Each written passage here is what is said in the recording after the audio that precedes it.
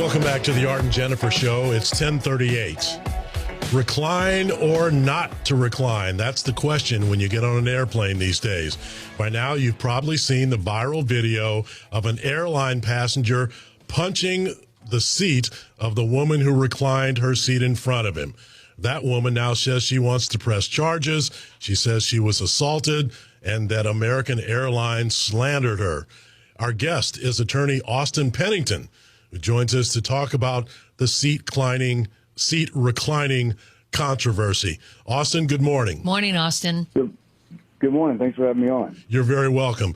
Okay, so the woman in question, Wendy Williams, claims that she was assaulted by another passenger because he was repeatedly hitting the back of her reclined seat. She uploaded a video of the man punching her headrest, and it went viral on social media. Williams wants the man to be prosecuted. Can this angry passenger be criminally prosecuted for what he did, and did he commit assault? Austin? I don't think so. Many states have different laws when it pertains to assault and battery, and really this would be chalked up to what we call an offensive touching here. You know, she's not causing, or he's not causing physical injury. He's just offensively touching Miss Williams. And to go and prosecute this would be a little insane, in my opinion. And so I don't think we're going to see any criminal liability associated with this, but from Ms. Williams' Twitter page, it seems like she's trying to lay the foundation for a civil lawsuit at least. The thing I don't understand is one of the airline employees handed Williams a passenger disturbance notice as though she did something wrong. Well, they handed her a passenger disturbance notice and then at the same time handed the guy behind her a free cocktail with rum, from what I understand, for his troubles, so to speak. And so it appears that this was wholly mismanaged by the flight staff, and I know American said they're investigating it, but the way the story's playing out, it seems like this is just another bad airline story of bad customer service from the point of the flight attendant's perspective. So this whole incident has raised a larger issue that's not necessarily legal, but a legal issue, but it affects a lot of the people listening right now, because at some point or another, many of us are going to fly, and you're going to have to make a decision about whether to recline or not. Where do we go from here in terms of this ongoing conversation about whether reclining is a good or a bad idea? I think that we've got to look to first what Americans said when they released their initial statement, which is a lot of this could have been avoided had the two passengers simply behaved and acted appropriately towards one another. And I believe that the Delta CEO's comment about the fact that he typically will ask if someone minds if he reclines, I think those are two guiding posts for how we as consumers should try to handle these situations.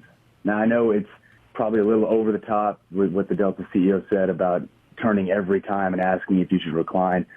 But if people would just exude a little bit of human kindness and just have a conversation instead of trying to react in a childish way, we'd be in a lot different situation, or at least these two individuals would be in a much different situation this Monday than probably they would if they just acted like kind human beings, in my opinion. But Austin, if I heard you correctly, you do not think there's enough here for a case, right, legally?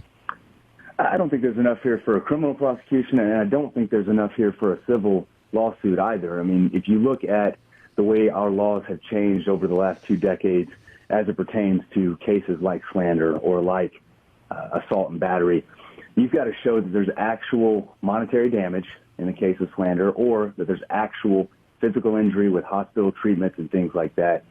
You can't simply just say, well, he touched me offensively, therefore I have mental anguish and I deserve money. Our law just doesn't work that way any longer, despite what some people think.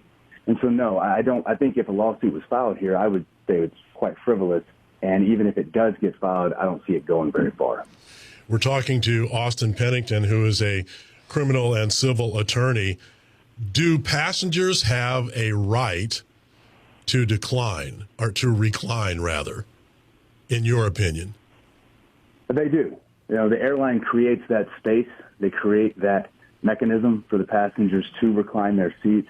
And really, the airline is in control of most of the activities that go on within its cabin. And so they absolutely do have a right to recline. I don't think people have a right to strike another person's seat. But again, sometimes we see this in our legal system that people maybe are operating in an area that they shouldn't be, but the money that's on the table or the consequences are just not severe enough for us to see anything or any action taken from it. So here's my personal experience with the reclining issue. I'm 6'4", and over the decades, the amount of space between airline rows has gotten closer and closer. So depending on what airline I'm flying and what row I'm in, because some have more room than others, like the exit row, if someone decides to recline, and sometimes they've done it very quickly rather than doing it slowly, they will literally bang into my legs. And so that's my personal pet peeve. And I wish the airlines would take some responsibility for the situation they've created.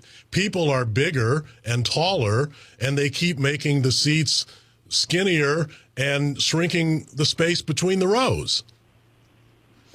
Well, I agree with you on that. I mean, I'm not as tall as you, but I am somewhat taller myself, and so I have that similar experience. And I think that that comes to people complain about all the time, that if they would just take out a couple rows here and there, that we could add at least 4 or 6 inches of space, and that makes a world of difference for travel. And so I think at that point we're really talking about how do we as consumers demand that occurs at the airline level, because that's the complaint that I hear a lot.